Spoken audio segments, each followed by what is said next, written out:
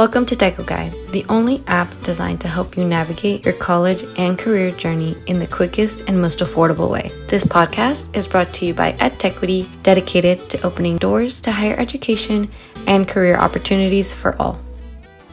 What's up, everyone? It's Professor G and another episode here with Tio Rob. We're going to call this one episode 2, Mind Right, Life Right, Mental Habits of the Successful. So welcome back, Rob. Thank you very much for joining us again.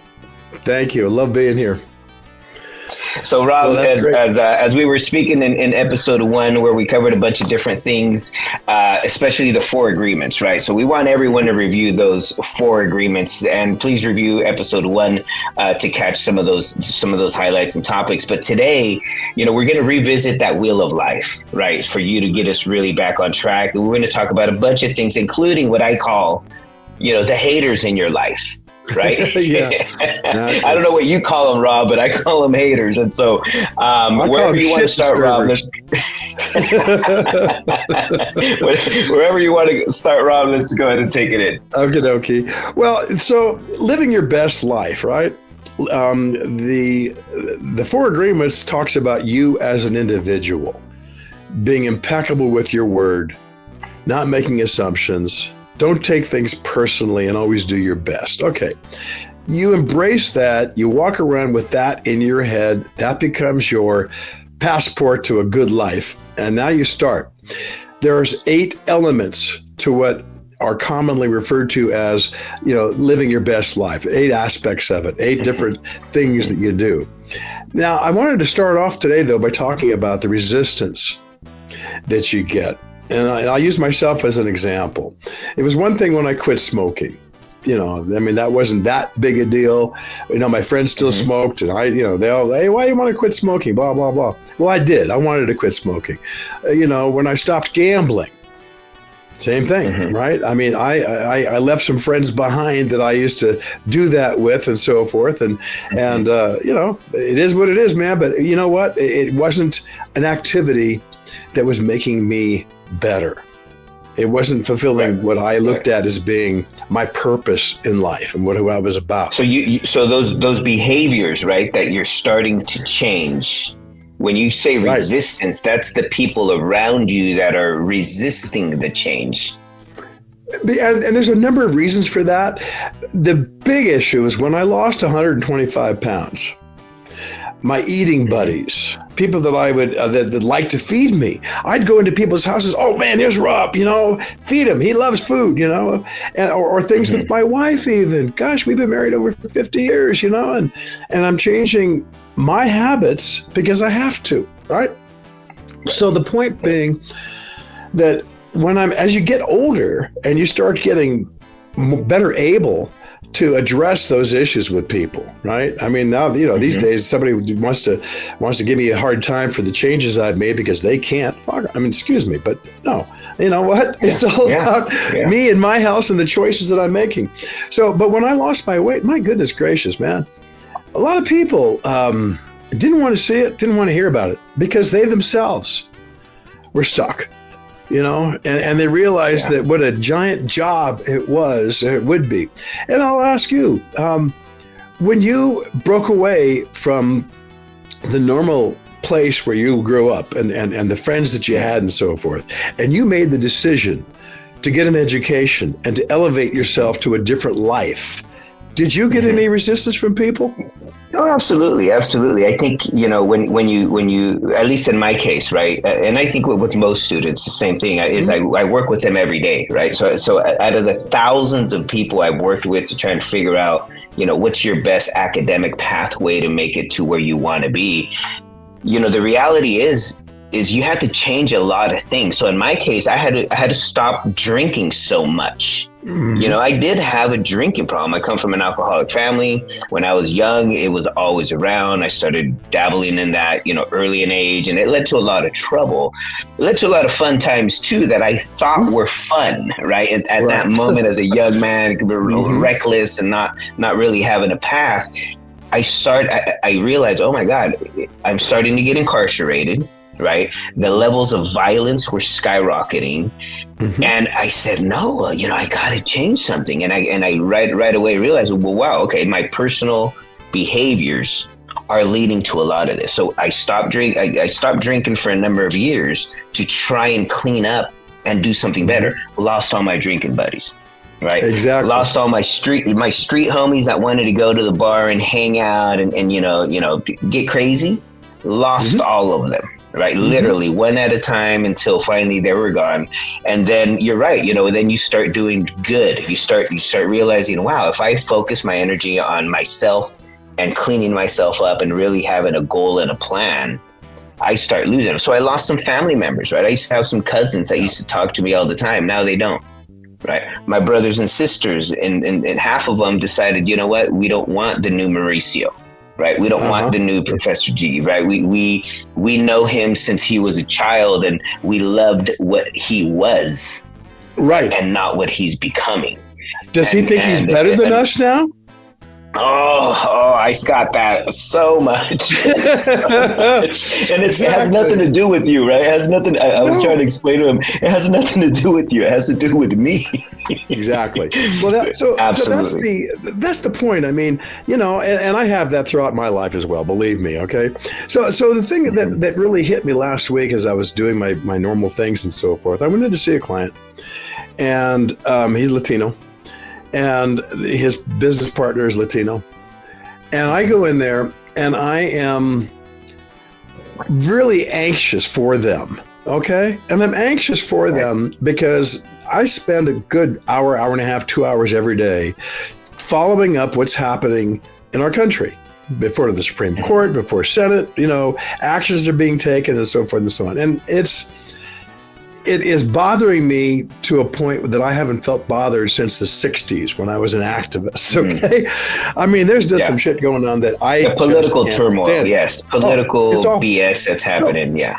So I go in there to talk to this company and I love them dearly. I really do. I'm an advocate for everything that they've done and they've been very successful.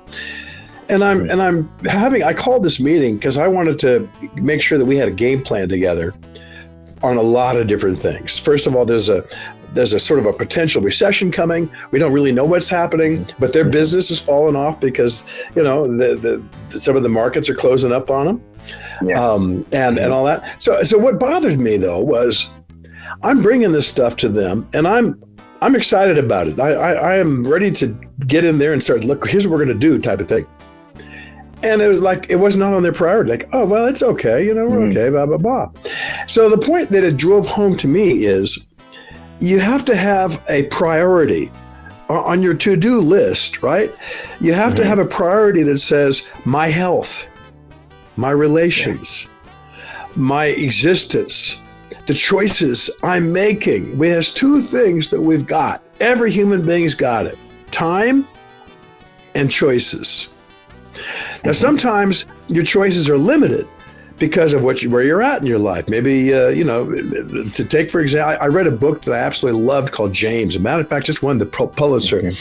And it was written in retrospect of Huckleberry Finn and Tom Sawyer. And it was from the Black perspective of what it was really like to be. And I'm reading that, and it just, oh man, the writing is so clear. It's so cool. It's a different view of that same story. Exactly. And so, I've heard of it. I haven't read it yet, but I've heard of it. It's on my to-do list. It's tied with the best book I've ever read, and I've read a lot of books, okay? So the point being that James, in this particular case, his choices were extremely limited. Okay? He had time, but the choices weren't as big and as broad. Finally, he decided to open up another choice, another channel to his life, and escape enslavement. Okay? Yeah. And that was a very, very difficult choice to make at the time. Man, you got killed and all that. So the point being that wherever you are right now today in your life, here it is today, and you're wondering what I'm going to do tomorrow, or I'm wondering what my life's going to be like. I wonder what choices I have. Now, TecoGuide has opened up a tremendous amount of pathways to better choices. But if that's not on your priority list, if moving ahead and getting educated and having doors open for a great career, if that's not on your priority list, you might as well just throw it away because you're not doing it, right? So the same thing is true with all these choices that we have to make. How we're going to take care of our body, how we're going to have our relationships, how we're going to handle our finances, how are we going to handle abuse in any number of ways. So when we talk about living your best life, and we talk about the 8 elements that focuses on, how much of a priority, where on your to-do list today are those things going to be? Okay, so let's take a look at that. So these are the 8 elements. I'll go through them once again, and I'll start with business and career. Okay, and we'll go clockwise around this thing. So you make a choice to say, I want to be as effective as I can in my ability to make myself valuable to my community, whether that means getting a technical education, whether that means getting a master's degree, a PhD, whatever that might be. Whatever is the best path for you to maximize who you are, what you want, and what your life purpose is. I guarantee you that every human being walking this earth has those 3 elements in their life. They can figure out who they are.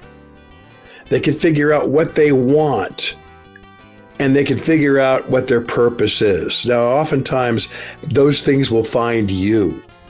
Yeah. Okay. Your own. Yeah, and I'm glad, and I'm excited that you're starting with business and career, because what we don't realize is that, we're doing business and career 30, 40, 50, 60 years of our life. Right, is here, right? We spend most of our adult life working, right? Yep. 8 hours a day. We spend most of our life in a working team environment, right? Where we spending, think about it. You're spending 40 hours, once you're working full time, you're spending 40 hours a week with in this other place, away from your family. Right, away from all of those, support systems, etc. So it takes a significant part of your entire life is this thing called career, business, job, employment, and like what you're saying, if we can improve that slowly, little by little, the choices we make in terms of our business, in terms of our own career, ultimately the goal would be to achieve that better life, right? That happier life in whatever area you end up in. And here's what I wanted to add to the discussion today. Science is a process. Science is a process of collecting information, data, what have you, evaluating it, and having it influence the change of what was accepted before. And I say that because your business and career is a scientific process. Okay? What you start may be very different than where you end up. And so you never stop looking at yourself. You never stop this process. I mean, if I look at my own career, 50 plus years, I've had at least 5 different aspects of my career, related, mind you. And thankfully, they all seem to fall back on my 3 things: who I am, what I want, and what my purpose is. So today, I can look I'm 73 years old right now, okay? I can look back on my career, I can look back on my life since 1973, and I can say, okay, I didn't know why I started. I started off because I had to make a living. I started off in the insurance industry because I could. You got to pay rent. You got to pay rent, and I'm pretty good at slinging shit. Okay, so here I am doing these things, selling a lot of insurance and doing all those stuff and all that. But I began to look beyond that as I was an insurance executive. Right, I began looking at what the policy itself represented, what it covered, and so forth, and why they needed it. Well, I thought, well, wait a minute now, so risk prevention. I'd rather have them do stuff in their lives that would prevent the accident from happening in the first place than insuring against it happening. And that led me to all kinds of things in life. I mean, whether it be the personal aspects of the business people, whether it be the next business issue you should get into, all that stuff. So the point being that your career and whatever business you do is an ongoing process. You're going to start at one place. Now, if you're right. Lucky enough, and it's evolving, right? Constantly. And the same thing is true all the way around the wheel. Same thing is true with your finances. Same thing is true with your health. My God. I mean, when I first started, eating, drinking, smoking, partying, blah, blah, blah. If life, man, this is fun. And as I've said in the past, these are all a bunch of pleasures. Yeah. But pleasures and I want to happiness. And I want to emphasize to your listeners, you have to constantly be evolving in all of these areas, right? And when I talk to some of my students who are still teenagers, right? Mm-hmm. They're evolving themselves, but at the teenage, right, age bracket, right? Those 10 years of that. And then when you enter your 20s, right? You have to know, I have to evolve. The goal in life here is not to stay the same. Mm-mm. Right. And people often want you to stay the same. And we're often taught to stay the same. And that's how you're defined. That's insane. That's how people define you. Oh, that's Mauricio. Yes. He's the educator guy. Or that's Rob. He's the insurance guy. Whatever. And when I was 18, I was Mauricio, the violent, right, angry, young man that, you don't want to deal with, right? And then now, in my 40s, it's I have a hard time. Professor G, the educator. And look, when I think about you and I think about your incredible wife, I mean, I think about what a wonderful evolution you guys bring to the table. And that's where I got this whole notion that life is a scientific process. Mm-hmm. Okay. You're going to find stuff that doesn't work for you. So for me, I mean, it was all these other habits I had to break. And then the hardest one was my weight. That was the toughest. So you had to evolve your diet and the way you thought about how you eat, where your energy comes from. So it's evolution, because before it was same with me, right? Before I wasn't paying attention to the nutrition or the nutritional value of the things I was eating. But as I got older, you start realizing, I've been feeding myself just terribly. And so we're evolving. And so I think what I want my listeners to hear is, you have to change. I expect you to change. I expect you to change and grow. Right? Don't ever listen to someone say, you're changing. That's a good thing. Right. Well, that's right. And so that's I'll bring it back to the conversation I had with these people last week, right? Their priorities were not addressing the things that, from my years of experience, needed to be addressed. And today, okay, why the hell is this not your priority is beyond me. And they didn't want to think about it. They didn't want to have to deal with it, right? And the same thing could be true with quitting smoking. It's not a priority. Eating, taking care of your body, not a priority until it is. For my own case, my mid-50s, my doctor said, look, man, you got type 2 diabetes, it's going to kill you. You've got heart disease, you've got high cholesterol, all these different things. So if you don't change, right, you won't see your granddaughters achieve high school, let alone anything beyond that. Wow. And that was a wake-up call. My doctor, he just said, look, you're a good guy. Love you, man. Not a problem. But you're killing yourself. And it's your choice on what you do. Well, that was almost 20 years ago. And here I am. When I finally decided to make that my priority, which is on the wheel, right? Which is on the wheel, your health, right? Health, this part. Man, right there. And all of a sudden, achieving that, getting that down, it opened my eyes beyond anything else in my life. Because if I could take 55 years of poor habits and conquer them and get rid of them and replace them with really super healthy habits, what else could I do? What else can I achieve? And before you know it, man, the things that are most important to me, which really is, I want people that are suffering to not suffer any longer. I want people that are oppressed to not have oppression hit them any longer. I want people to achieve their best selves. I want people to be happy, healthy, and feeling really good about where they are in life. That's my bottom line, okay? And it took to realize that.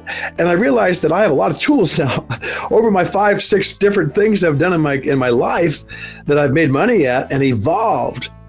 I realized, well, I had a hell of a tool chest to offer people. Mm-hmm. That's why I'm here with you today, right? Mm-hmm. I want people to understand choices and time and priorities.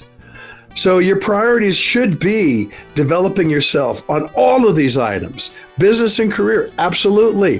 Finances, of course. Health, my God. You know, I when I first got through with all this, I wrote a book after I got through with all this. And I used to do a lot of public speaking. I'd be invited to go to places and talk about these things. And I say, you know, first of all, the day that I have now with the food that I eat, the exercise that I do, the relationships I have with all my people, there hasn't been a day in my life any better than that when I was smoking, when I was eating, when I was drawing inside to a straight to win a big pot, you name it, okay? None of those things, they were happy, they were pleasurable. You know, sure, I loved hitting inside a straight and hauling in a $3,000 pot. Big friggin' deal. Okay, no. And so you go through these things and you realize, wait a minute, man. If all of these other things, fun and recreation, personal growth, my relationships, thank God my wife stuck with me all these years. I mean, all these things, my physical environment, well, you know, so it all comes together. It all comes together. Right. And so the earlier you start this, the earlier you make, I hope that there's somebody that's 16, 17, 18, 19 years old listening to this. And I'm going to tell you, I remember like yesterday when I was that age. I do. I was in high school and I was an activist and, you know, doing all kinds of things. And I was living more of my true life then. I mean, I was involved with workers. I was involved with anti-war. I was an activist. I was a disturber. Right. And it was nice. But then I left that when I said, oh, wow, man, look at that. There's money. There's gambling. There's some drinks. I can go to lunch, blah, blah, blah, blah, blah, blah. Mm-hmm. No, man, stick with who you are. And so you can do it. So the earlier you look at this wheel of life and you embrace these things and you wake up in the morning and on your agenda, on your priorities are these 8 elements. And you look to see, what am I going to do today to build on them, to improve on them, to fix what's broken, whatever it might be. The earlier you make that decision, holy crap, man. I mean, I was thinking about this. In my life, I've been really blessed to meet some really cool people, okay? For example, Willie Mays. Amazing guy. I loved him. Watched him growing up playing baseball and all that stuff. Well, I had lunch with him a couple of times because I was working on a nonprofit fundraiser and so forth. And I mean, you know, growing up in Alabama and doing the things that he did and all the racism that was existing and the limitations and so forth. And yet he's not bitter. You know, he was a solid man. I had a chance to meet Muhammad Ali. Man, I visited with him. I had about a half an hour conversation with him on the street one day. Same business, man. Same thing. This guy is just incredibly got it together. And he always did this. He, as a kid, I mean, he knew he wanted to be something and do something. So he made choices all the way around that were amazing. Okay? Yeah. So these are just a few examples of some of the people that I've been so blessed to interface, just to have an exchange with, and they would give me their energy. It's like, wow. So all that stuff adds up to living a spectacular life. You know, your romance. Yeah. I mean, you know, Rob, you know, you're bringing up so many topics that I'm thinking, wow, you know, I want to tell my listeners that, hey, this is an evolution. Evolution doesn't happen tomorrow. It doesn't happen next week. It takes time. And I'm trying to say, like, wow, my romance life has evolved over the last 40 years, right? Yes. Where I misunderstood what it meant to be in love when I was a young man, because I had a definition of love that was completely incorrect, right? And my behaviors towards women, right, were disrespectful. My behaviors towards, you know, my own mom and sisters was disrespectful in a way where our relationships couldn't grow. And vice versa, right? Because they're behaving in a similar way back to me, and then it's just it becomes so toxic that we start losing the understanding of what love really is, right? And it wasn't Absolutely. until my 30s and then early 40s where I was like, oh my God, I had to redefine myself in terms of what I understand romance to be, in terms of what I understand family and friends to be. You know, I still have problems communicating with my brothers and sisters. You know, there's 5 of us. You know what I mean? And you know, just true story here. My brother has been calling me from prison probably the last I would say month, just really reaching out because my other brothers and sisters have completely abandoned communications with him. And even though my brother's been through a lot, in and out since he was 12, you know, that love of brother is still there. And yeah, there's a lot of drama. There's a lot of damage. There's a lot of blame. There's a lot of, we lost our father. My mother's super elderly. And we you know, there was a lot of things I carry of memories that could have been so much better if we would have behaved differently. I was a part of it. My brother was a part of it, etc. And now at this age, I've come to terms with it. And I'm like, yeah, brother, call me. You know, when are you getting released? You know, are you getting, cool. And how can I help you? You know, and that's how I left it. You know, yesterday he calls me, I put some money on his books and stuff, and I had to figure all that out again now because now it's all electronic for him to communicate. And so all I could say is, how can I help you? Mm-hmm. Exactly. Like, tell me. But that shows who you are. That's all about who Mauricio is. Okay. You talk about, who you are, what you want, and what your life purpose is. Those 3 questions. And so you've come to a point now where you have evolved and worked your way out of and through all those relationships, all that evolution imposed upon you by people that didn't go through the process. Mm-hmm. And they still haven't gone through the process. I have a sister that I haven't had a relationship with in almost 30 years because we took different paths to handling the problem with my dad. Okay. Yeah. And I wrote her a letter last week. I sent her a package and I wrote her a letter not knowing what would happen. And the letter I wrote was a real short, simple thing. And it said, look, we haven't been together in almost 30 years. And I have gone through a lot in my life. I figured out a lot of things. And in my path, I figured out who my dad was and why he was making the choices that he did and why my mother was who she was and made the choices that she did and the impact it had on my oldest sister, and then the impact it had on you, then the impact it had on me. So the bottom line is I had to realize that all these different people in my life that had put a lot of pain on all of us, okay? A lot of it, a lot of pain. Yes. I had to realize that, wait a second now, Rob, why? What did my dad experience to what led him to behave this way and make these choices? My mom. And I began to dig deeper and deeper and deeper, and I could see why they did what they did. I'm not saying it's right, and I wish they could have overcome it, but the bottom line is, these are the choices that they made based on the environment they were living in, based on the people and the experience of their day, and so forth and so on. Same thing is true with your folks. I mean, I'm sure of it. Exactly.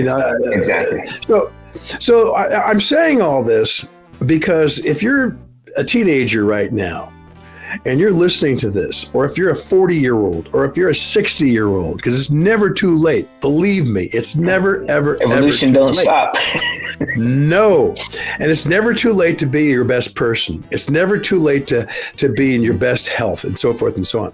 So if you're listening to that, if you put as your top priority to live your best life and to make all these things as close to 10 as you can in every regard. It doesn't do you any good to have a $500,000 job and have 0 on everything else. Your health is shitty. Yeah. Your relations are crappy. Your kids don't know you. They don't love you. Blah, blah, blah. I have some friends who make so much money, and I'm talking about into the millions, But at the end of the day, you might as well make zero, because Exactly. your wheel of life is not a wheel, right? It's No. just one of these pies. It's and a there's hiking no other stick. substance to it, right? Yeah. And it breaks my heart, because it's like, Yeah. wow, you know, if they understood this wheel of life a little more, then maybe they could live just a happier life. Because money itself doesn't make you happy. Right? It's really having that balanced life with all of these 8 categories.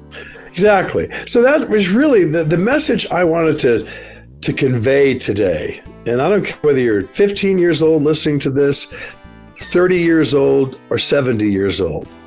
The message is, if you realize all these elements that constitute your life, and you ignore 6 of the 8, you're not doing it. You're not doing it. The odds of being happy are so low, and you might tell yourself, "I'm happy." You might, because we do that often, right? To try and motivate ourselves to do other things, but in reality, when it comes to the balance, there is no balance. No, I think what you're talking about too is, again, people mistake pleasure from happiness. Yes. Happiness comes from deep within. You wake up every day. I look outside my window today, and I look at the forest that's out there, and I look at my kids, and I look at my grandkids and what they're going through in our life. And man, you know, it is absolutely pure happiness, far more than I had when I lived in a 5,000 square foot house in Texas, and I had 400 employees. Yeah.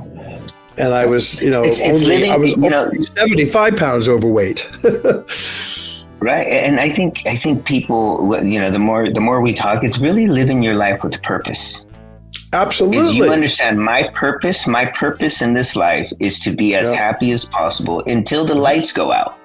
Right. Exactly. And in order for me to be as happy as possible before the lights go out is to have a balanced life as much as possible and identify those parts of my life that I need to put in a little more work or make slightly different decisions so that I can improve that part of the wheel. Well, and it's funny, the 3 things that I continue to talk about, who are you? What do you want? And what's your purpose? The sooner you put all those 3 things and you got them and you figure it out and you live your life that way, oh man, the rest of this stuff is easy peasy. Okay, not a problem. Yeah. And so like in my case, it was maybe 10, 12, 14 years ago when I was in my early 60s, late 50s, whatever.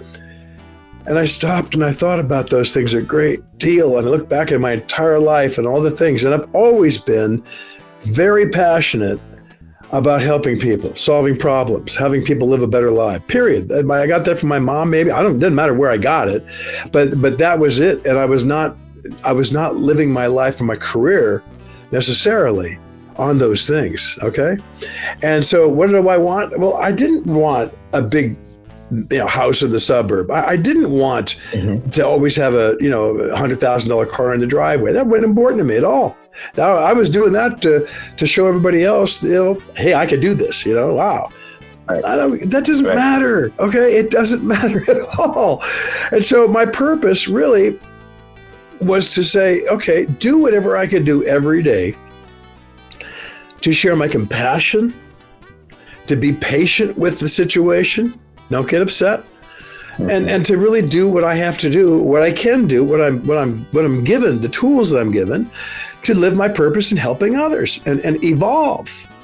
And I don't care whether it's a dog, my neighbors, it doesn't matter. I want everybody to live their best life. And I don't mean to have it sound anything other than that just happens to be what happened. My granddaughters, they're as different as night and day. One of my granddaughters is incredibly gifted in so many ways as an artist and so forth. And she hasn't figured out how she's going to use all those tools yet. Okay. She just hasn't. She graduated from Berkeley yesterday and it's like, what am I going to do? I don't know. Thank you. Yeah. I mean, and yet her sister, who's younger, holy crap, man, she has mastered who she is, what she wants, and what her purpose is. She's traveling all through Europe, and it's just breathtaking how she spends her time and her days and so forth. So the point being, it is a scientific evolution process. You start to look and get data in areas of your life. Data in this wheel here, right? So what's my feedback? What's my physical environment like? What personal growth am I achieving? What's my romance like? Okay? And all of those things will give you an idea of how successfully you are evolving and applying those things that come to you. I mean, it's like you're in finance. They talk about a FICO score, right? Your credit score. Okay. Well, no, I've been at the bottom of the barrel. I've been at the bottom of the barrel FICO score a couple times in my life. So I know exactly how to raise it into the 800s because I've been at the 500. Exactly. Well, you know what? I mean, I've had a company with 400 employees. And I've been bankrupt a couple of times, different things that just got in my way, and I was distracted with my life and so forth. And when I finally got it all together, it's like, whoa, wait a minute now. No, I mean, I've got a great FICO score, but I don't need it because I don't want. Right. I got everything I need. Okay, it's all good. Right. I would much rather spend my time volunteering at an animal shelter walking dogs than trying to figure out how I'm going to make another $500 today. Right. That's just it.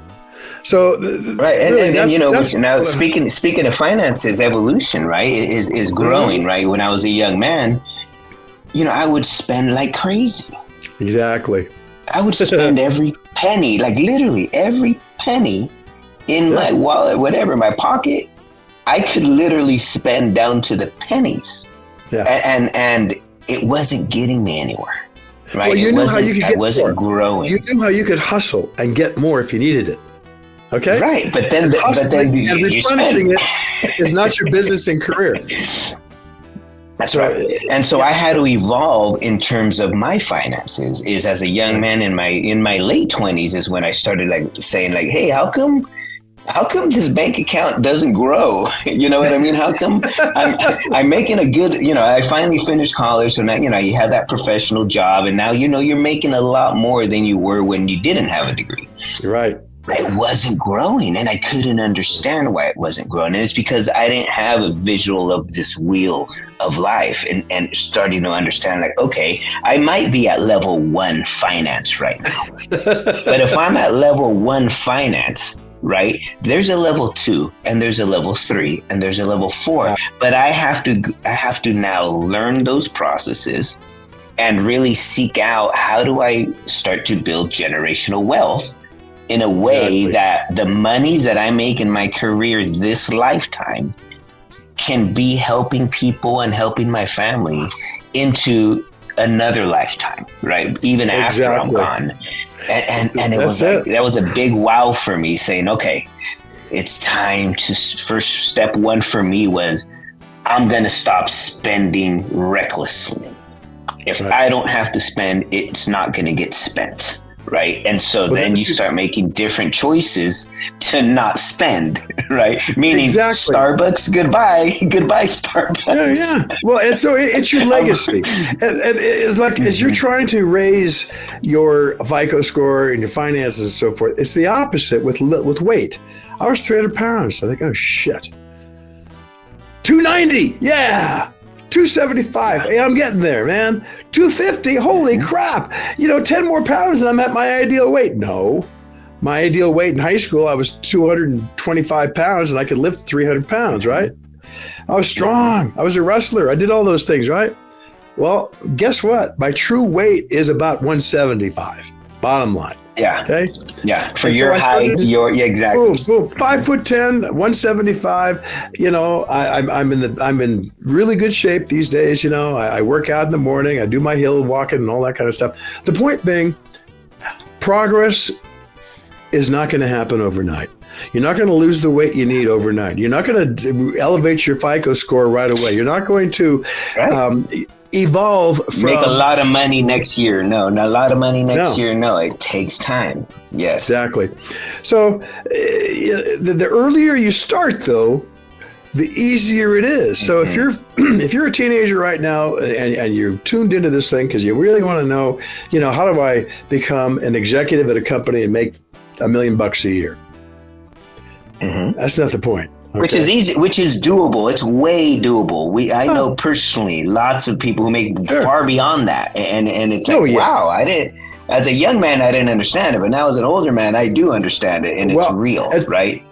And how much of a check do you have to write to overcome 25 years of ill health and bad habits?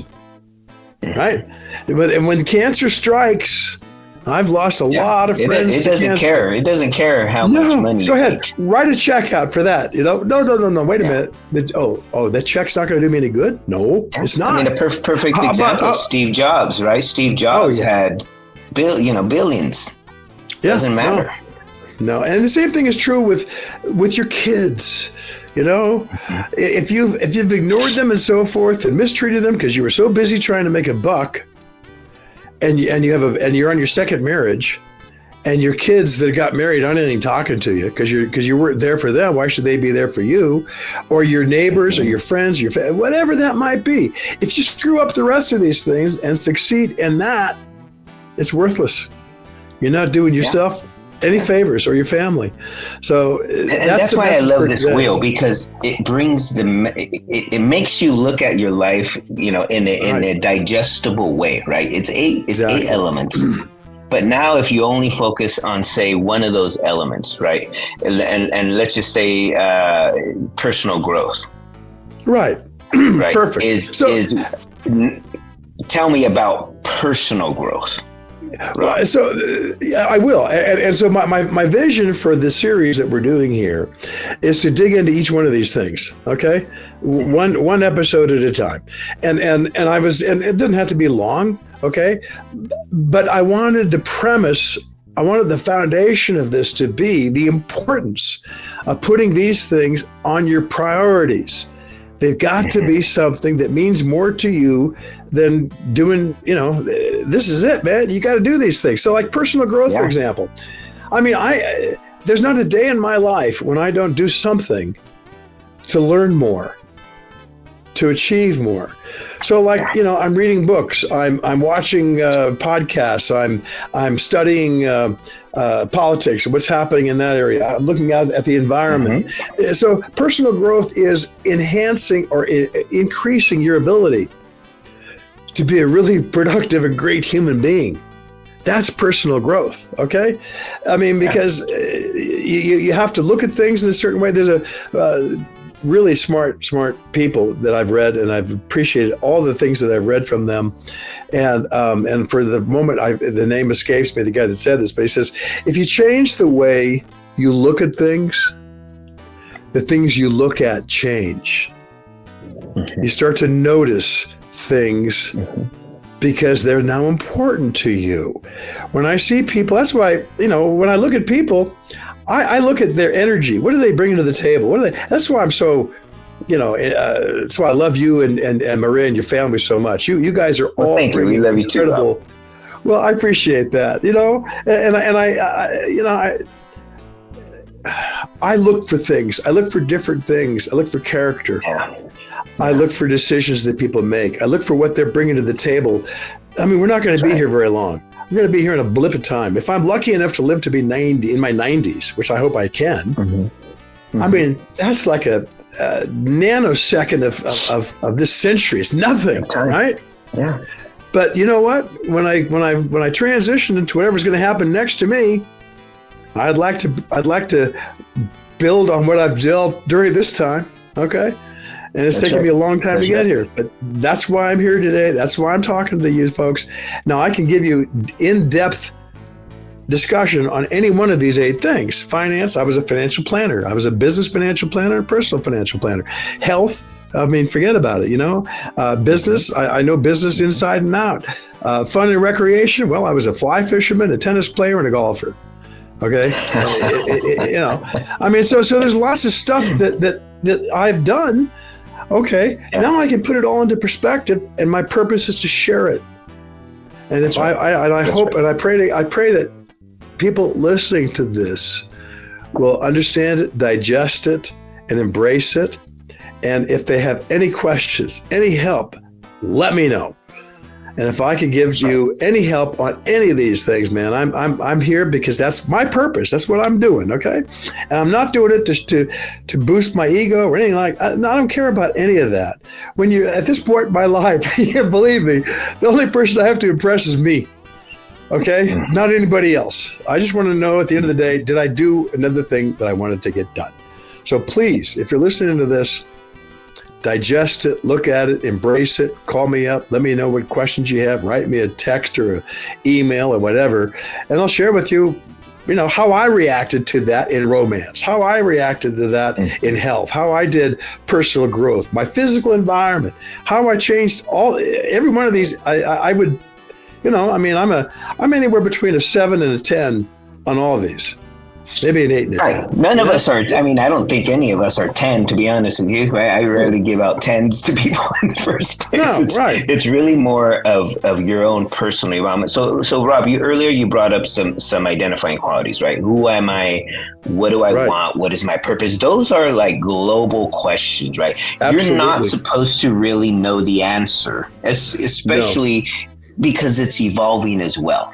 Who I was when I was a young man is very different than who I am now, right? What I wanted 10 years ago is completely different than what I want now because of that same growth and evolution, right? And my purpose has completely changed in life. From 5 years ago, right? And so as you're learning about this, because I'm learning about, you're teaching me about this, Rob, about these 8 elements. I'm seeing like, okay, everyone stop. Don't seek the answer. The answer seeks you. You got it exactly, Mauricio. You're not gonna know. So stop looking for shit. No. When I was first introduced to these 3 things, there's a gentleman named Dr. Deepak Chopra, okay? Well-recognized author, speaker, all these things. I was in an auditorium with 1,000 other people listening to this guy speak. And after about 90 minutes of his overall presentation about different things, he says, I want everybody now to meditate with me. And I want you to ask yourself these 3 questions. Who am I? What do I want? And what's my purpose? Now, don't you try and answer these things because you don't know them yet. You continue to wake up in the morning, throughout the day, you ask yourself these questions, and it'll come to you. They'll show up, and you'll realize it. Holy crap, man, that's right. And when all 3 of them line up, and you're living, all these elements, these 8 elements are doing that, man, you cannot beat the feeling that you have in life. It is just... It's orgasmic, okay? It's better than anything you're going to do. It really is. It really is. And then everything you do is not work anymore. No. It's purpose. And it just completely frees your mind from all of those rules and blocks that would stop you before, right? And you're still going to have challenges, lots of them, because you're now living that purpose. But that purpose is so important that your life just really becomes literally like your best life, right? When you find that purpose. Well, I'll tell you, I'll end my thoughts this week on the following. I recently had the honor of meeting a very young and extraordinarily talented musician. His stage name is Billy Strings. He's a superstar on the bluegrass scene and so forth and so on. Young man. And he is very public about how he got there. He grew up in a family. His mom and dad were both heroin addicts. He lived in a trailer. He grew up in a trailer. He himself was a heroin addict, and he was on that path and so forth. And all of a sudden one day, it's like, whoa, he was about to commit suicide. And he stopped. And he grabbed his life. Now, this gentleman, I've been blessed to hear some of the greatest guitarists and pickers the world has ever seen. This guy's on top of all of them, okay? And he's getting the fame that he deserves. So I wrote him a letter. I knew I was going to see him. So I wrote him a letter. I said, look, you're every bit as good a human being as you are a musician. And I tell you, here's why, So he recently came out and he said, with his success and all the money he's making now, he's a huge artist. He says the first thing he did when he got a big giant paycheck, he says, I had a choice between buying myself a Ferrari or buying my mom a house. I don't need a Ferrari. I need my mom to have a place to live in that she can call home and feels good about. It's her first real house. Yep. For the Character. rest of her life, yes. Yeah. And this guy, I mean, he's just, he's in his early 30s, you know, and I got to visit with him. I was up at a place where a lot of those artists are going to be. We're celebrating this guy's life and so forth. And he just impressed me immensely because he had a choice. He could do whatever he wanted. He's not living a life of gold and jewels. He's living a life of purpose. He's living a life at his guitar playing. If you ever have a chance to listen to anything by Billy Strings, man, this guy is beyond compare. And I've heard the best of them. So anyway, I just, things like that blow me away. They just when somebody succeeds humble, like that, humble, just hey, massively successful, humble, and just really about helping others. Exactly. So there you have it. So Rob, I wanna give some people some actionable, right? Things that they can do. Right. So, there are any morning routines, those types of things, self-talk. Sure. What can our audience take from this to really begin and continue on this evolution the rest of their lives? Well, so the very first thing I think you need to do is you need to write down what you want your health to be, what you want your finances to be, what you want your relations to be. So take a moment out on these 8 elements and have a goal for yourself. This is what I really would like. Number 1. And you put that on a piece of paper in the mirror in your bathroom. So you see it. Put it on just look at it and remind yourself all the time. This is the goals I have for business and career, family and friends, funds and that. Okay, write it down. Now, when I get up in the morning these days, I've done it for years now. I know I need to exercise every day. So the first thing I do in the morning, I get up after I don't even have a cup of coffee. I get up and I go outside on my hills out here. My property gains 100 feet from the bottom to the top. It's like walking up a 10-story building. I do it a couple of times. And while I'm doing that, I remind myself of what I want. I remind myself of the goals that I have on these 8 topics. And I do it out loud. I mean, I'm up here all alone, so no one's going to hear me. And I'll do it out loud, right? You mean a guy talking in the forest by himself? If a guy talks into the forest, will anybody hear it, right? So I do that. And I puff and I huff and I go up and down, and I go up and down, up and down. I go up anyway. And then the other thing I do when I'm done reinstating and telling myself and the universe what I want, okay? Mm-hmm. Then I tell the universe what I'm so grateful for. My health, my family, the property I'm living at, I repeat my gratitude on that same journey. And so I'm combining the exercise of going up and down the hills of my property, along with out loud talking about these things. Then I go into my garage. I have a exercise system in there called a Bowflex, and I do my upper body exercises with that. Then I come in and I have my diet is just dialed into me now. I know what I'm going to do. I have a lot of fiber. This morning I had oatmeal, I had berries, I had walnuts, all that stuff. So I'm ready now. Come. And that starts early. That starts at 5:30, 6 o'clock in the morning.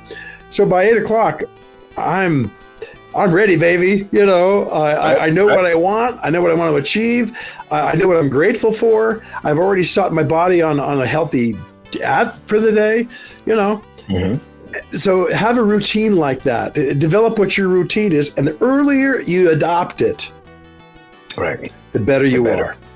The better. Okay? So, and we have to emphasize this, right? Back to when you get up in that morning, right? Mm-hmm. I want all our learners to do a little bit of exercise, right? Yeah. And it starts off with things that are ambitious but obtainable, right? And you can change that, right? And you can change it. So maybe today I'm going to do 5 push-ups.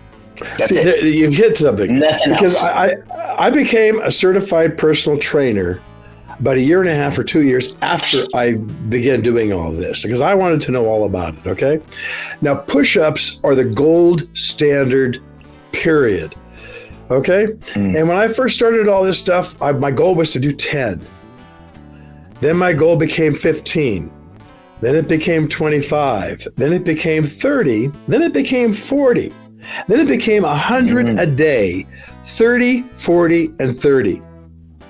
And I did that until my shoulder got all screwed up. But but you have to have resistance training and you have to have aerobic training. So you hike, you walk, you do whatever, 20 minutes a day, period. Exactly. And that's your deductible. You can do more than that if you can, but so if you got to wake up earlier, great. Okay. So, and it might start with 5 minutes. It might start with 5 minutes for the first 2 weeks, right? Do not rush it, because as soon as you rush it collapses on you. Right. And that's why, people rush to diet right away. People rush to the gym and they've never been in the gym, and they rush to the gym and they fail. Right. And it's because you're biting off more than you can chew. It is not part of your routine. It is, you still have yet to see the benefits of it. So then immediately people will quit. And so I used to do that all the time. I used to quit on anything having to do with my health, anything having to do with exercise. I used to quit all the time because I would say, no, I can handle it. And I would try it. It's something new. It's a new routine. That in order for me to adopt that routine to permanent, lifestyle of mine, it has to be taken in chunks, small chunks. And so now, nowadays, I'm able to do the 20, 30 push-ups in one shot, right? No problem. Before, I couldn't do 5. 10 years ago, I couldn't do 5. No, I get it. I have a good friend that I saw him recently. I love to bake, as you know, right? I'm baking all this great stuff, and it's all healthy, good stuff. And I'm offering him one, and I'm trying to lose weight. Well, what are you doing? I'm on a water diet for the next until I get down to. What do you mean you're on a water diet? I don't eat. I just drink water. What in the are you doing, man? It's exactly some crazy the stuff opposite. Out there. You're going to shut your digestive system down, and when you're done, woohoo, you're going to go right back up. So the point Absolutely. being, I took me a year, 6 months of intensive work with a registered dietitian to save my life, to teach me all about food. Yeah. Okay. Yeah. So I learned a lot about it, and that's what got me into the baking business. That's why I have I do long-term fermented sourdough, whole grain, organic food. Okay. So you brought up such a good point in that you start off knowing what your goals are. What are your feelings? What are your goals right now on these 8 elements? What do you want? What do you want? What do you want to be said about yourself? What do you want to say about yourself? What do you want the truth and the reality to be on these 8 issues? Okay. And step by step. Okay. It's like how do you eat an elephant? One bite at a time, man. So. And I want to get back to something you mentioned earlier, is writing things down. So basically and effectively, you're journaling. Is really what you're doing, right? You're keeping a log. And nowadays, I got to throw this in here. Nowadays, we got artificial intelligence now, right? So you could actually tell, your GPT on your phone, hey, I'm just going to walk and talk about my journal. And you can actually journal in a way where it will provide you even feedback, right, in terms of what it is that you're doing. So, you can journal old school and pen and pencil. You can journal by doing notes on your phone. You can journal by using an AI to just document the things you're thinking, the things you're, that positiveness, right? The prayer or the spiritualness, right? That you go through, right? You say you go into the forest and the positive affirmations. Some people pray a rosary. My mom, she gets her energy early morning.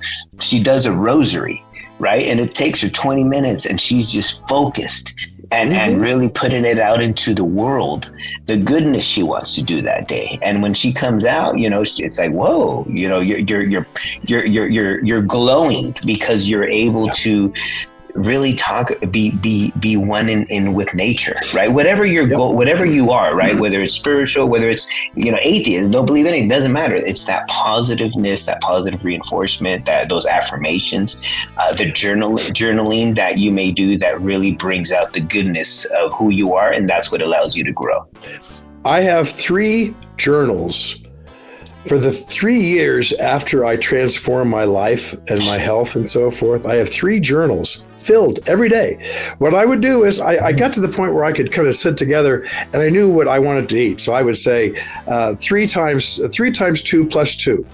Now it meant something to me. It means I had 3 of the meals that I decided I knew I wanted to do, and there were 2 of the snacks that I knew I had to eat. Okay, and if I did that, I made a note. Then I would have the total. I'd have 20 PU, 40 PU. Okay. Then I would have hiking. I went 1.5 miles today. I went 3 miles a day. I got to the point where I was doing 6-7 miles a day in the hills in the East Bay, in the San Francisco Bay Area, and I loved it. But I journaled every single day on those things until finally I got to myself, well, Rob, I mean, man, this is, this like your own name. This like, I was stopped for a ticket the other day, and a local CHP guy, and I'm looking, oh shit, now what, and all of a sudden I realized I didn't have my wallet. I left my wallet at home. I was on my way to the store. Okay. So, no idea. Nothing. So he's a nice guy and all that. I said, but I know my number. It's, I had my driver's license number memorized. What else do you want? Me too. Yep. Yeah. So he gets back to his car. And he comes out about 5. I said, what the hell, man? Why is it taking so long? Write the damn ticket up. I'll figure out what I got to do. 84 into 65, right? Not a good. So he comes back and he says, and he's from the CHP office is right down the street from where we are. And he says, okay, Mr. Ferguson. He says, we're going to give you the neighborly discount here.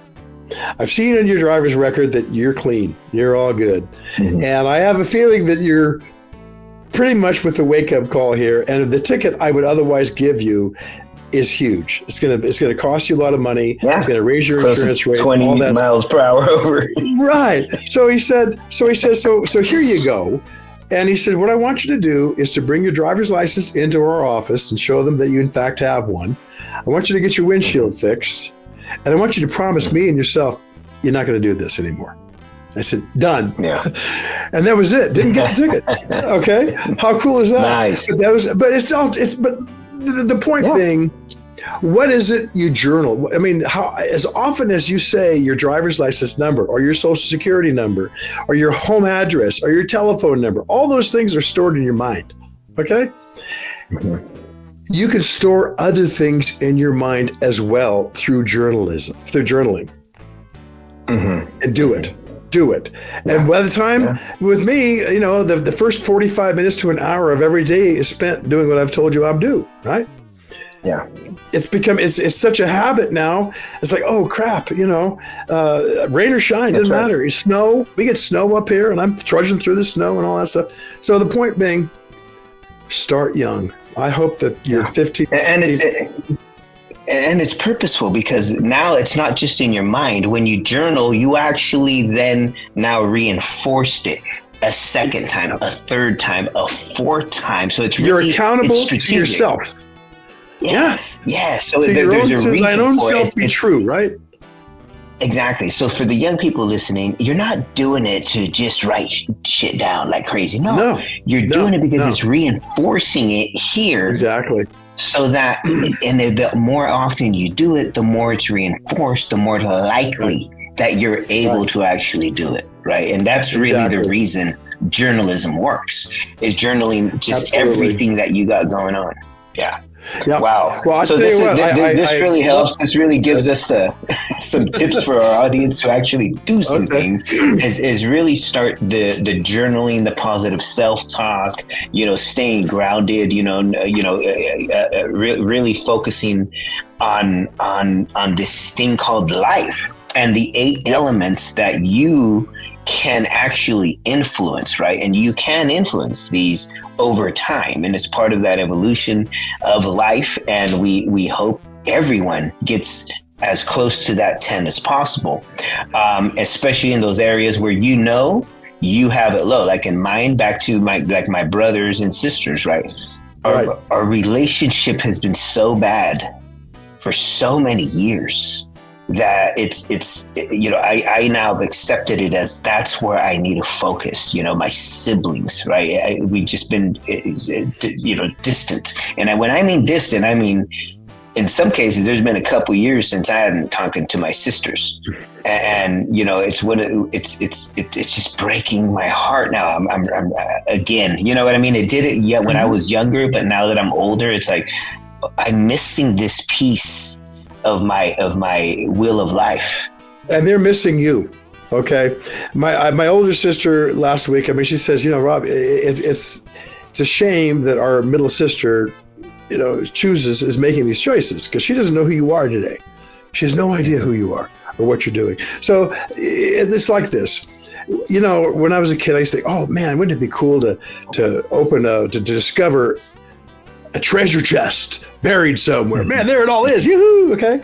So these days, when I think about the treasure that I want to discover, okay, let's say you're 18 years old and you'd love to find a box with $10 million worth of gold in it. Okay. Mm-hmm. Great. But you know what? Instead of the true treasure is to find a box, and in it is validation that you've got these 8 elements of your life done, because that's worth far more than any box of gold, any amount of money. You get these things, and guess what? All of these 8 things are in your control. They're choices that you make to invest in them and to get them done. So you can create your own pot of gold. That's the life, I tell you. Absolutely. Yeah. So there you have it, man. I completely agree. What a good way to start the day, huh? That's right. With this amazing conversation on a beautiful Saturday morning. You got it, man. Well, so one last tip. Tell me about this checklist I should create. Well, so you've got a daily success, right? A daily success checklist. Tell me about that, Tio Rob. Well, so where do you want to start? What do you want to achieve on these 8 elements? Okay. Mm-hmm. Business and career. Great. Okay. Well, I want to be fulfilled, in my time in making a living. I don't want to just go there to make a buck. I don't want to go to this job just because I want to make sure that my family feels good, like we're a good middle-class family, whatever that. Okay.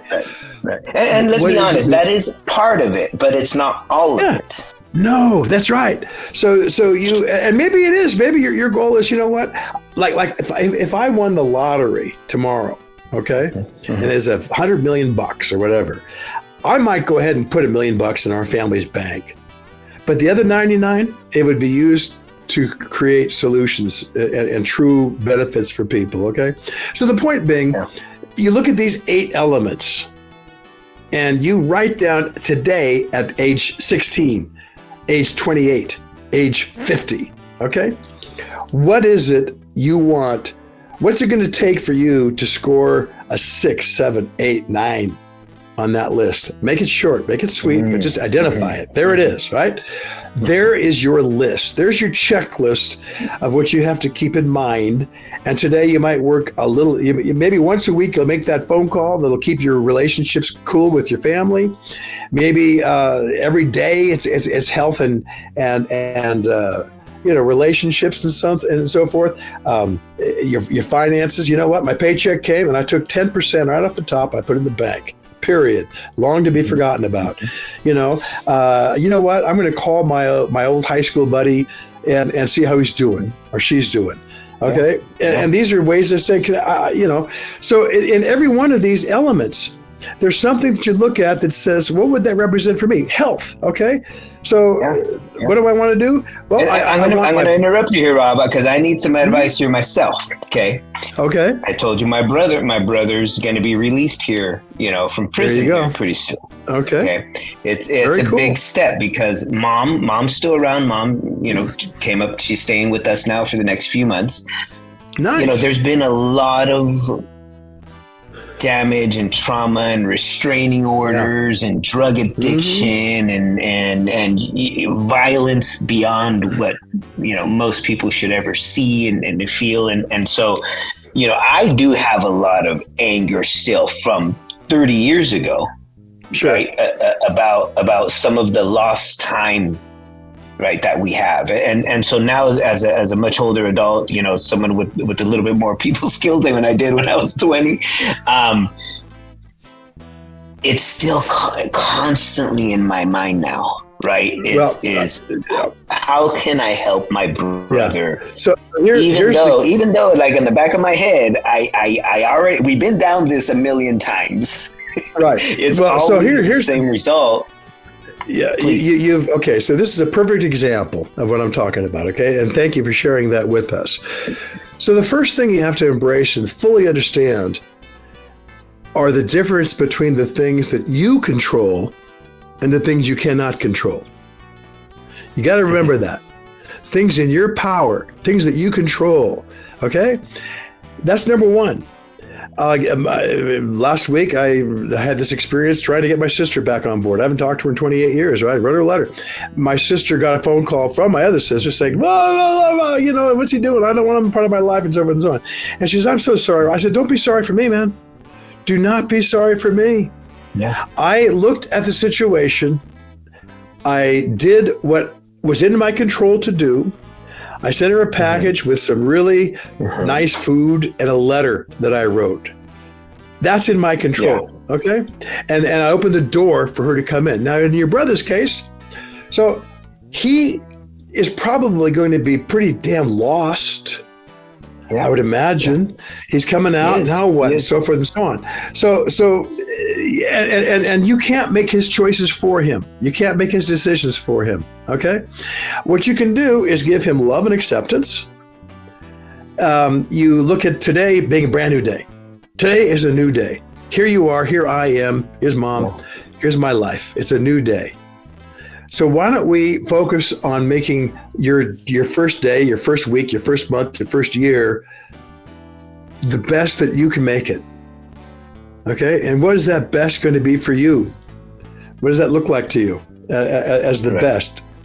And he would describe it. He would say, well, I'd like to get a job. I'd like to, regain independence, build a life, whatever. That's what I'm imagining. Okay, and so you'd say, okay, you could start by helping him with a path.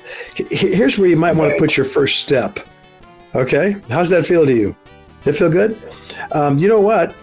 Exercise, man. Why don't you go out there and chop some wood for us? We could really use some help in that area, and it does us both good. It gives me the wood for the fireplace. It's great. And it gives you strength, and it gives you, things. Maybe why don't you take a moment out and bake something? Things that he can do positively. The guy's never, I'm sure I would imagine he's never baked a pie in his life, probably, or anything like that, right? Exactly. Okay. So you say, look, if you were to reach into your heart and into your mind and feel really good that you were able to do something really well. And it's not going to be great the first time out, but the second time or the third time or the fourth time, it's going to be pretty damn good. It's a path of achievement. So bearing in mind, number one, there's a song, row, row, row your boat gently down the stream. Merrily, merrily, merrily, merrily, life is but a dream. Okay? Yeah. Row, row, row your boat gently down.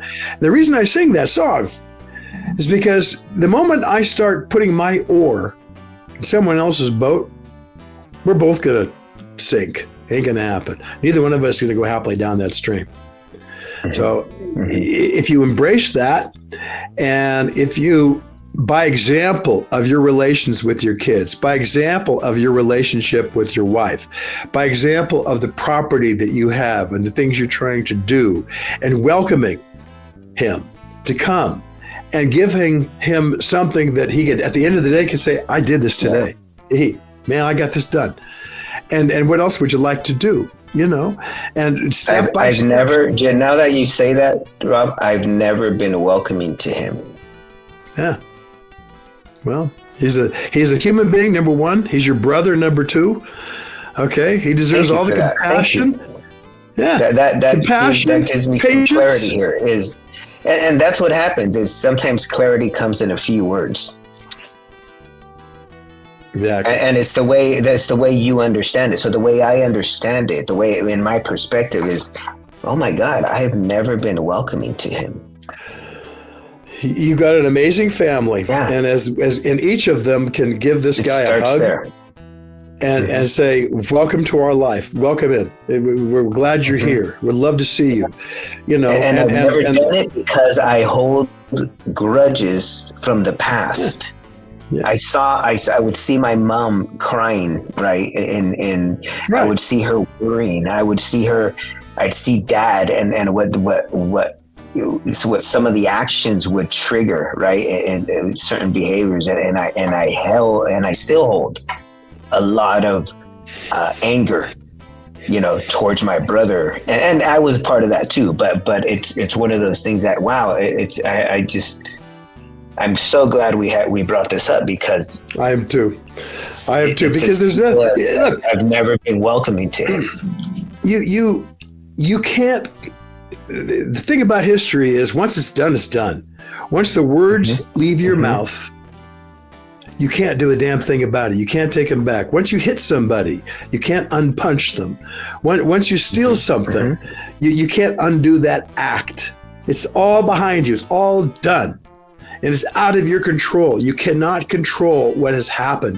What you can do is understand it, embrace it, learn from it, take the lessons of it, and move on, and let go of everything else. And you got to bear in mind, the lessons that you look back on today and you extract from all those experiences are still open to editing going forward. Okay, there's no. I mean, I'm learning that myself. I got some years on you, and I've got a lot of experiences, my own separate variety of them. But I can't change any of those things. I can, first of all, embrace. And what am I doing today? How am I living my life today? Am I impeccable with my word? Am I not making any assumptions? Am I not taking things personally? And am I doing my best? If you can answer yes to those things, and some days you're going to do better than others, right? Same thing with your brother. Same thing with your mother. Same thing with your dad. All those things, man, everybody had their own. So right now, how do we make today better? You put something on your plate to do today that will allow you to succeed, that will allow you to share it with others, especially food, okay? I go back to that, man. If your brother, you want me to bake a pie, bro? Come on, man, what the fuck? I don't know how to do anything like that. Yeah, but guess what? The moment you do, yes, you can, first of all. Next, the moment you do, you get to share your love through food that's tasty, healthy, wonderful. And you did it. Yeah, man, you did it. I remember when I made my first loaf of bread. I couldn't believe it. Wow, bread. Who knows how to make that? Not me. Okay. But once you do it, so you give your brother things like that, opportunities to share, to show the family how much he loves them, because he knows how much they love him. And he gets to do things that today it's something very simple. Yeah. Tomorrow it'll be that plus something. The next day it'll be that plus something. That's it. No, there's a lot to do. There's a lot to do, and I'm so glad I asked you because you put it in a way that I could understand it. Well, I appreciate that. And being a good person, we're welcoming to others, right? Regardless of the past, and the past is the past. We can only move forward. So I that's think why I'm not talking to my sister. My dad did some stuff, and I worked to improve him. I worked to make him a better person. I make him to realize what he did. And after all those years, he finally did. He finally looked up to these things now, and she got pissed at me because I went past that. And I wanted to make him a better person. And she's still pissed at me because of that. So, I can't change. So when my sister says to me, I'm so sorry that she didn't accept your thing. I said, don't be. I am not in control. You're doing what you she's can. Yes. Yeah. I can't. I'm not making her decisions for her. I'm not choosing her reactions. Same with your brother. You're not going to make his decisions for him. You're not going to do his choices. And he may continue to make mistakes, but I will continue to be welcoming and helpful in his evolution, right? Because he's also evolving. Not in the way I would love to see the speed of evolution, but no, again, it's evolution. It takes time. Well, right? Thank God he's got you, care and love, and your family to help him. Because if he didn't, if you weren't the person that you are, if your wife wasn't the person that she is, and you've endowed your kids with that, which is amazing. I love that.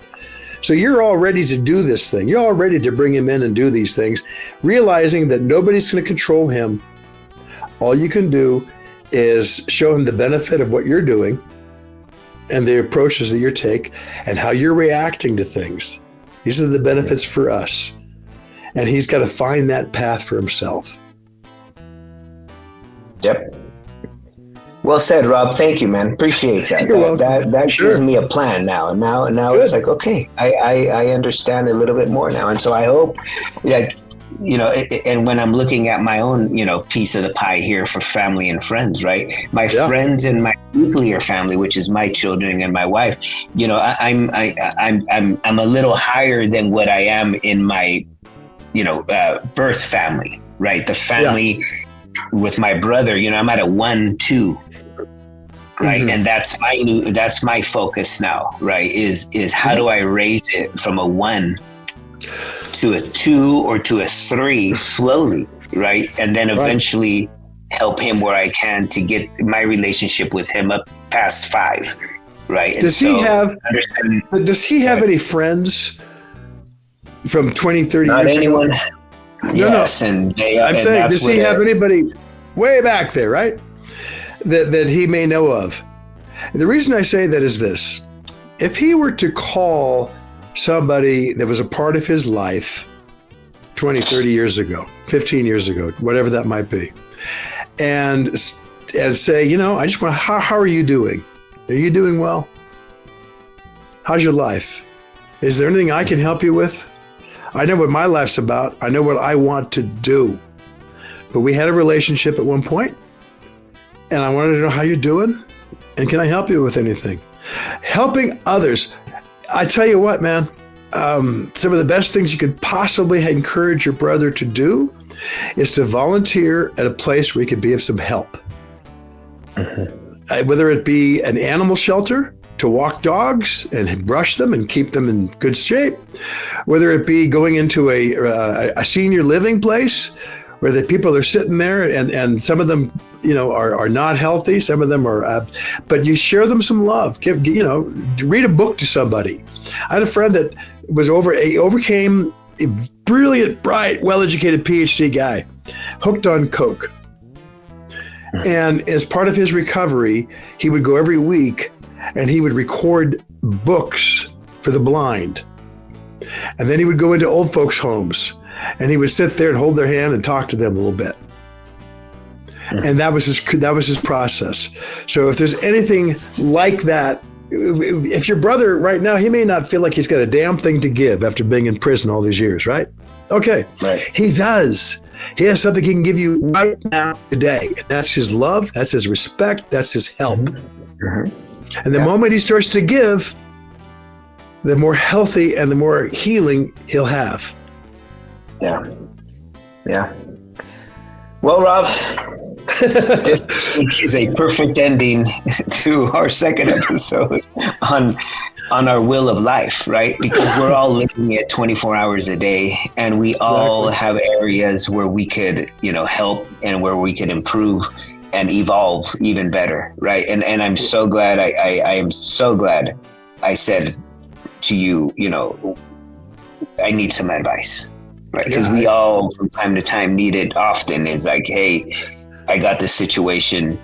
It's bringing up feelings that I haven't felt in decades, right? And with everything else going on, it's like it's top of mind, and it's really we address some of these traumas that we've been through within the family, right, from many years ago. And I'm glad you shared as well. The experience with your sister, right, Sure. and how you're working to try and heal that and improve those relations, with the understanding that you're only in control of what you can do, and that's it. Exactly. That's the point right there.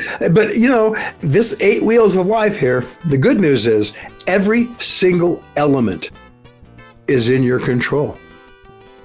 Absolutely. You can make choices with your time to make all those things really work well. And the best, again, I'm thinking about your brother, and I'm thinking about how it's been probably a long time, if ever, when your brother has had an opportunity to truly, on a human level, help someone. And he can do that immediately by going in and going into a old folks home, reading him a book, walking a dog, any of those things. Yeah. And the Animal moment welfare, yes, any of that. The moment you start to give, you feed yourself. You give an hour of your time, you're going to feed yourself 4 hours of joy. That's it. Well, Rob, this is a perfect ending to this episode. So thank you very much for the time. I know we went over today, but that's quite all right, because if you have a long drive, right, this is a perfect podcast to listen to. I think so. You're working out. Yeah. This is a perfect podcast to listen to while you work out or work in the forest, right? And talk to yourself in the forest. So whatever it takes. But thank you very much. And audience, these are the types of information and podcasting that we love to bring to you, because we know when you begin to pay attention to those particular areas in your life that need improvement, you will come up with a plan and things will improve over time. So thank you very much for listening, everybody. You're welcome. Theo Rob and Professor G, we are out. We love you, man. We want you all to be your best, okay? Whatever we can help. My best to Have a good night, the fam. I will. Bye-bye. Thank you. Bye-bye. Thank you for tuning into TecoGuide, the app focused on bringing you tools and content to help you make better decisions about school, life, and career. We hope this episode has inspired you to pursue and excel in your own educational and career journey. Don't forget to subscribe, follow, and share.